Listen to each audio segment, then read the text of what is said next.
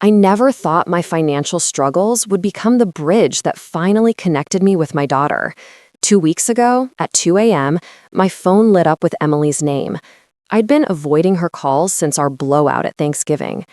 "Mom, I found your bank statements in the recycling when I was helping Aunt Jenna clean up. There's nothing there. Why didn't you tell me? All those years of saying you couldn't afford my college tuition while driving your Mercedes? I don't understand." Her voice cracked as she spoke, and for the first time in years, I heard genuine concern rather than judgment. What Emily didn't know was that those empty accounts were just the beginning of a secret I'd kept for 15 years, a secret that was about to change everything about the way my family saw me, especially my holier-than-thou sister Jenna, who had been holding my failures over my head since our parents died. The truth wasn't what any of them expected. Growing up in suburban Connecticut, our family looked picture-perfect from the outside. My father was a respected cardiothoracic surgeon at Yale New Haven, my mother a former debutante who chaired every PTA and charity gala within a 20-mile radius. My sister Jenna was the golden child, valedictorian, Yale undergrad, Columbia Law. And then there was me, the disappointment, the one who never lived up to her potential. I was diagnosed with ADHD in my 30s, but as a child in the 90s, I was just labeled difficult and underachieving. My report cards always had that devastating phrase, "She could do so much better if she applied herself." Dad would sigh and shake his head. Mom would schedule more tutoring sessions. Meanwhile, Jenna's achievements were celebrated with elaborate dinners at Cavy's, the fancy French restaurant in Manchester where local celebrities dined. The worst came during my junior year of high school. I'd finally found something I was good at, photography, and had been selected for a prestigious summer program at Rist. The acceptance letter arrived the same day as Jenna's Harvard Law School acceptance. At dinner, I waited patiently through the champagne toast to Jenna's success, then shared my news. My father looked up briefly and said, "That's nice, Susan, but let's be realistic about your future. Art won't pay the bills." Later that night, I overheard my parents discussing how they wouldn't waste money on an art program when I'd probably drop out anyway. Instead of Rist, I spent that summer working as a receptionist at my father's medical practice, filing insurance claims and answering phones while my creative dreams withered. I married young, too young, to David, a financial advisor from a good family whom my parents approved of. By 24, I had Emily. By 30, I was divorced, with David leaving me for his 22-year-old assistant. The divorce settlement was meager. David had hidden most of his assets. My parents made it clear that my failed marriage was just another disappointment in a long line of failures. When they died within 6 months of each other, Dad from a sudden heart attack, Mom from what I swear was just giving up, they left the bulk of their considerable estate to Jenna. I received only their old vacation cottage on Lake Winnipesaukee, which needed extensive repairs I couldn't afford. The will included a letter explaining that they trusted Jenna's judgment to manage the family wealth. Translation, they didn't trust mine. Jenna took her role as family matriarch seriously. She became Emily's favorite aunt, taking her on extravagant shopping trips to Boston and New York, paying for horseback riding lessons, and eventually covering most of her tuition at Middlebury College. Every gift came with a side of commentary. Since your mom can't manage to provide these opportunities, Emily began to see me through Jenna's eyes, as someone who had squandered advantages and couldn't get her life together. What none of them knew was that after the divorce, I had made a decision. I sold the few pieces of jewelry I'd inherited from my grandmother and used the money as seed capital for something no one would have expected from irresponsible Susan. I started investing in foreclosed properties in New Haven's emerging East Rock neighborhood. I renovated them on shoestring budgets, doing much of the work myself, and sold them for modest but steadily increasing profits. I lived frugally, driving an old Honda while reinvesting every penny. But to maintain the family's perception of me as the struggling, divorced daughter/mother, I kept a separate checking account with minimal funds, the one whose statements Emily had discovered. This past Thanksgiving was supposed to be like all the others, hosted at Jenna's sprawling colonial in Greenwich with her husband Richard carving the free-range turkey from some specialty farm in Vermont. Their twin boys, now sophomores at Princeton, would dominate conversation with tales of their internships at Morgan Stanley. Emily, fresh from her semester abroad in Paris, courtesy of Aunt Jenna, would hang on their every word while barely acknowledging me. I almost didn't go. The week before, I had closed on my biggest deal yet, a former factory building in New Haven's Arts District that I'd converted into loft apartments. The sale had netted me just over 7 figures, pushing my net worth well past Jenna's, not that anyone knew. For 15 years, I'd played the part of struggling Susan, partly out of pride, and partly because I wasn't ready to face the questions, the disbelief, and most of all, having to explain why I'd let my own daughter think I couldn't afford her tuition. But I went, armed with a bottle of mid-priced Cabernet and wearing my carefully cultivated, nice but not too nice outfit from Macy's. When I arrived, Jenna was already holding court in her designer kitchen, Emily at her side, learning how to make the family's secret cranberry sauce recipe, a recipe our mother had actually taught me first, though no one remembered that detail. "Susan, you're finally here," Jenna announced, checking her Apple Watch pointedly. I was exactly 7 minutes late. Emily was just telling us about her new boyfriend.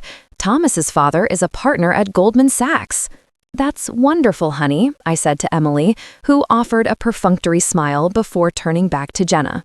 "Aunt Jenna, you wouldn't believe the apartment his family has in Paris. It's in the 6th arrondissement, overlooking Luxembourg Gardens." "We toured those gardens when you were 12, remember?" I interjected. "You loved the puppet show." Emily looked at me blankly. "That was with Aunt Jenna, Mom, the summer she took me to Europe." The correction stung, but I forced a smile. Of course, my mistake. Dinner progressed with the usual dynamics. Richard dominated conversation with opinions on politics and the market, occasionally seeking validation from Jenna. The twins, Matthew and Andrew, exchanged knowing glances whenever I spoke, as if my comments on current events were adorably uninformed. Emily primarily addressed Jenna, referring to me only when necessary. After the pumpkin pie, Jenna clinked her crystal glass. "I have an announcement. Richard and I have decided to establish a family foundation, and our first major project will be a scholarship at Yale Medical School in Dad's name." The table erupted in approving murmurs. Jenna continued, "We're starting with a $2 million endowment. It felt like the right way to honor his legacy." "That's incredibly generous," I said sincerely. Despite our complicated relationship, I did admire Jenna's philanthropy. "We'd love for everyone to contribute whatever they can," Richard added, his gaze pointedly avoiding me. "Even symbolic amounts matter." Emily jumped in. "I can donate some of my signing bonus when I start at McKinsey next year." "That's my girl," Jenna beamed. "Family taking care of family legacy." I felt the familiar tightness in my chest, the unspoken assumption that I wouldn't be able to contribute meaningfully. For a moment, I considered revealing everything right there. Instead, I asked, "When are you hoping to launch the foundation?" "We're announcing it at the Yale Medical School Gala next month," Jenna replied. "Dad's former colleagues will all be there. It would be nice if you could attend, Susan, though I know tickets are substantial." The condescension was unmistakable. The tickets were $500 each, not insignificant, but hardly the financial barrier Jenna was implying. "I'll check my schedule," I said neutrally. As we moved to the living room for coffee, Emily pulled out her phone to show Jenna photos from Paris. I excused myself to use the bathroom, but took a wrong turn in the hallway and found myself in Jenna's home office. I was about to leave when I noticed a familiar document on her desk, a copy of our parents' will. Beside it was a legal pad with notes in Jenna's precise handwriting. "Susan Cottage Maintenance Fund, terminate," and "redirect to foundation." The small trust our parents had established to help maintain the lake cottage, my only inheritance, was apparently next on Jenna's chopping block. I felt a surge of anger, quickly followed by resolve. The cottage, which I'd quietly renovated over the years, was now worth 3 times its previous value. When I returned to the living room, the conversation had turned to my recent financial struggles. Jenna was explaining to Emily that she would cover her graduation trip as, "Your mother simply can't afford these things, darling." Before I could respond, Jenna's housekeeper entered with a message that my car was blocking their driveway. Though I knew it wasn't, I excused myself to move it. In the driveway, I found nothing wrong with my parking job, but I did see Richard in deep conversation with a man I recognized as Thomas's father, the Goldman Sachs partner, who had apparently stopped by unexpectedly. When I returned inside, the atmosphere had shifted. Emily was teary-eyed, and Jenna looked triumphant. "What's going on?" I asked. "Oh, Thomas's father just mentioned they're planning a family trip to their house in Nantucket this summer and invited Emily," Jenna said. "I was just explaining how you probably wouldn't be able to contribute to her airfare, but not to worry, we've got it covered." It was the final straw. 15 years of condescension, of being treated like the family charity case, of watching my daughter grow closer to my sister than to me because of financial perceptions that I had allowed to persist. "Actually," I said quietly, "I think I can manage a plane ticket." Jenna laughed lightly. "Susan, be realistic. You couldn't even afford Emily's textbooks last semester. I saw your credit card statement when you asked me to help with that hospital bill." And there it was, the revelation that Jenna had been snooping through my financial documents, the very partial, very misleading documents I had strategically allowed her to see. I looked at Emily, who was watching this exchange with embarrassment and what looked like pity. My daughter pitied me. Something inside me broke, and then immediately reformed into a steel resolve. "You saw my credit card statement?" I asked, my voice unnaturally calm. Jenna waved dismissively. "You left it out when I was helping you organize your bills last spring. Honestly, Susan, $27,000 in credit card debt? I'm not judging, but this is exactly why Mom and Dad—" She trailed off, realizing she'd said too much. "Why Mom and Dad what, Jenna?" I pressed, stepping closer to her. The room had gone silent. Even Richard had returned and was watching uncomfortably from the doorway. "Why they left most of their estate to me," Jenna finished, lifting her chin defiantly. "They knew I'd be responsible. They knew I'd look after Emily and make sure she had opportunities." Emily shifted awkwardly. "Mom, it's okay. We don't need to do this now." "Actually, I think we do," I said, feeling strangely calm. "Jenna, did you happen to see any of my other financial statements when you were helping me with my bills?" "What other statements? Your maxed out Discover card?" Jenna scoffed. I pulled out my phone, opened my banking app, and handed it to her. "Take a look." Jenna's expression shifted from smugness to confusion to disbelief as she scrolled through my investment portfolio. Her mouth opened and closed several times before she managed, This can't be right." "What is it?" asked, moving to look over Jenna's shoulder. Her eyes widened. "Mom, are these yours?" I nodded. "For 15 years, I've been buying, renovating, and selling properties.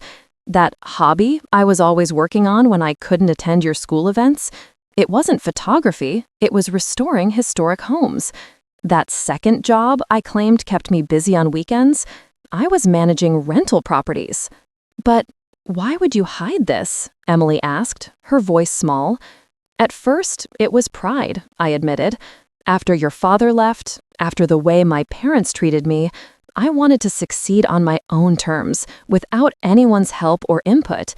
Then, as the investments grew, it became, I don't know, a test. I wanted to see who in my family would value me without money in the equation." I turned to Jenna. "You failed that test spectacularly. Every condescending comment, every time you positioned yourself as Emily's savior, every time you reminded everyone of my failures, all while I was quietly building something substantial." Jenna's face had drained of color. "How substantial?" she asked weakly. "My net worth is currently just over $8 million, I said evenly. The New Haven factory conversion closed last week. I've donated anonymously to Yale for years. That new photography wing at the art school, that was me. The silence in the room was deafening. Richard's jaw had quite literally dropped. The twins were staring at me like they were seeing me for the first time. And Emily, my beautiful, accomplished daughter, had tears streaming down her face. "So, all those times you said you couldn't afford my tuition?" she began. "I could have paid it easily," I admitted, feeling the full weight of my deception. "But by then, you were so close to Jenna, so convinced that I was incompetent, that I was hurt and stubborn and wrong." My voice broke on the last word. "You let me believe you were struggling while you were secretly what? Becoming a millionaire?" Emily's voice rose in disbelief. "I made mistakes," I acknowledged, "but so did everyone in this room who assumed I was incapable of success because I didn't follow the traditional path." I looked directly at Jenna. "You never once considered that I might have talents or abilities different from yours." "I was trying to help you," Jenna protested weakly. "No, you were trying to control me, to keep me in the role of family failure to elevate yourself.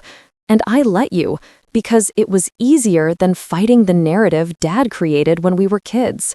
I picked up my purse and coat. "I won't be contributing to your foundation, Jenna. I'll be establishing my own, focused on supporting neurodivergent young women in business and the arts, the kind of support I never had." As I headed for the door, I turned back one last time. "And I won't be attending Christmas this year. I'll be in Barcelona, looking at potential properties. Emily, you're welcome to join me, but I understand if you need time." Without waiting for a response, I walked out of Jenna's perfect house, got into my Honda, which I'd kept despite being able to afford much more, and drove away, leaving behind 15 years of pretense and a family in shocked silence. I expected the fallout to be immediate and brutal. What I didn't expect was the silence. For 3 days after Thanksgiving, my phone remained eerily quiet. No outraged calls from Jenna, no confused texts from Emily. Just nothing. On the 4th day, while I was meeting with my attorney to discuss the foundation I planned to establish, I received a text from an unknown number. "This is Richard. We need to talk. Privately." We met at a small coffee shop in Westport, neutral territory between his Greenwich estate and my New Haven life. Richard looked haggard. The confident financial advisor facade cracked. "Jenna's not well," he began without preamble. "She hasn't left her room since Thanksgiving." I felt a twinge of guilt, quickly suppressed. "I'm sorry to hear that, but I'm not responsible for Jenna's reaction to the truth." "You don't understand," Richard said, lowering his voice. "The foundation, it wasn't just about your father. Jenna's been struggling with her own firm for years. 3 major clients left last quarter. The foundation was supposed to help her network, rebuild connections. This was unexpected. Jenna's law practice had always been portrayed as wildly successful." "Why are you telling me this?" I asked. "Because despite everything, you're still sisters, and because Emily deserves to understand the full picture of her family." "Emily." My heart constricted. "Have you spoken to her?" Richard nodded. "She's been staying with us. She's processing." Later that evening, my doorbell rang. I opened it to find Emily standing there, eyes red-rimmed but clear. "Can I come in?" she asked quietly. I stepped aside, allowing her into my modest condo, the home I'd maintained to keep up appearances despite owning several luxury properties. "Uncle Richard told me about Aunt Jenna's firm," she began, settling onto my couch. "And Thomas's father mentioned some things too. Apparently, Aunt Jenna has been borrowing money from his family." I absorbed this silently, the pieces clicking into place. Jenna's excessive generosity toward Emily hadn't just been about making me look bad. It had been about maintaining appearances while her own finances crumbled. "Why didn't you tell me?" Emily asked, her voice small. "All these years, I thought that I was a failure," I finished for her. That you were struggling, she corrected. I worried about you constantly. I took that job at McKinsey partly because the salary would let me help you. The revelation hit me like a physical blow. While I'd been proving a point, my daughter had been shaping her life around a fabricated struggle. I was wrong, I admitted, tears forming. After your father left, after how my parents treated me, I became obsessed with proving myself. When the investment started succeeding, it became addictive, this secret success no one knew about. And then, it had gone on too long to easily explain, Emily finished. I nodded, wiping away tears. By the time you were in high school, the dynamic was so established. You looked up to Jenna, saw me as less than, and I was too proud, too hurt to correct it. So instead, you let me believe a lie. You watched me worry about your finances for years. I did, I acknowledged. It's the biggest regret of my life. Emily was silent for a long moment. I found those bank statements at Aunt Jenna's accidentally. I was looking for garbage bags under her sink, and the recycling bin was there with your statements on top. At first, I thought she was hiding them from you, that maybe things were even worse than I knew. I was going to confront her, but then I saw the balances and I called you instead. I'm glad you did, I said softly. It forced the truth out finally. Emily ran her fingers through her hair, a gesture she'd had since childhood when thinking deeply. I've been offered a fellowship at NYU's business school. It's focused on social entrepreneurship. I turned it down for McKinsey, but now you're reconsidering, I finished. She nodded. I never wanted corporate consulting. I took it for the money, for stability. If that's not a concern anymore. For the first time in years, I felt a genuine connection with my daughter forming, one based on truth rather than misconceptions. The next weeks brought seismic shifts in our family. Jenna, facing both personal and professional crises, finally reached out. We met at the lake cottage, the inheritance I'd once resented but had transformed into a beautiful retreat. I don't know how to be anything but the successful sister, Jenna admitted as we sat on the dock, the December air crisp around us. When my firm started struggling, I couldn't tell anyone, not Richard, not the kids, especially not you. Because I was supposed to be the failure, I said, not unkindly. She nodded, eyes on the water. You were my baseline. If Susan couldn't get it together, at least I was doing better than that. She winced at her own words. That sounds terrible. It was terrible, I agreed. But I played my part too, hiding my success. We weren't magically healed. Decades of dysfunction don't disappear in one conversation. But we agreed to try something radical, honesty. The Yale Medical School Gala came and went without a foundation announcement from either of us. Instead, Jenna accepted my offer to invest in restructuring her law practice, focusing on areas where she truly excelled rather than chasing prestige clients. In return, she connected me with zoning officials crucial for my next development project. Emily deferred her McKinsey offer and accepted the NYU fellowship. Over winter break, she joined me in reviewing potential properties in Barcelona. Working together, we discovered she had an exceptional eye for architectural potential and market trends. You know, she said, as we walked through a sunlit apartment in the Gothic Quarter, I always thought I got my analytical skills from Dad and Aunt Jenna. But watching you work, I realize I'm much more like you than I knew. By spring, we had formalized a new venture, Woodward Women, a mother-daughter real estate development firm focused on creating affordable live workspaces for artists and entrepreneurs. The cottage at Lake Winnipesaukee, my paltry inheritance that had symbolized so much resentment, became our family gathering place. We hosted our first Mother's Day there, with Jenna, Richard, the twins, and even Thomas joining us. As we sat around the fire pit that evening, Emily handed me a small wrapped package. "What's this?" I asked. "Open it," she encouraged. Inside was a key on a simple silver chain. It's to our first Woodward Women project, Emily explained. The paperwork went through yesterday. We own the Barcelona property. I looked at my daughter, this brilliant, resilient young woman who had every right to resent my deception, but had chosen understanding instead.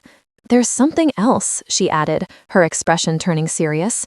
I found a letter from Grandpa in Aunt Jenna's office when I was collecting my things. It was written just before he died, but never sent to you. She handed me a yellowed envelope. Inside, in my father's precise handwriting, Susan, I was wrong about you. Your different path isn't failure. It's courage I never possessed.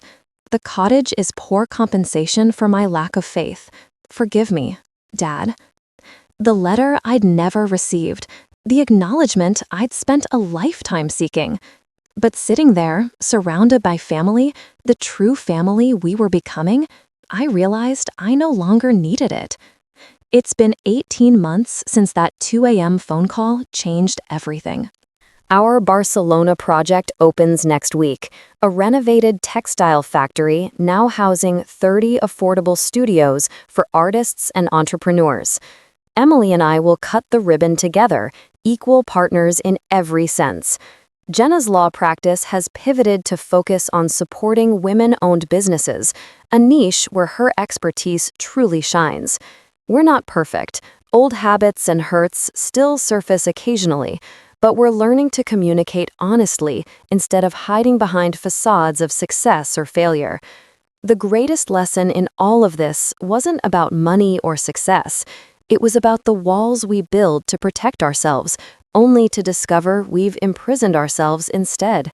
My secrecy, born from hurt and pride, cost me years with my daughter that I can never recover. But it also taught me that it's never too late for truth, for redemption, for a new beginning. If you're holding on to secrets that are keeping you from authentic connection with the people you love, I hope my story encourages you to find the courage to let them go. The risk of vulnerability is nothing compared to the price of distance. Thank you for listening to my journey.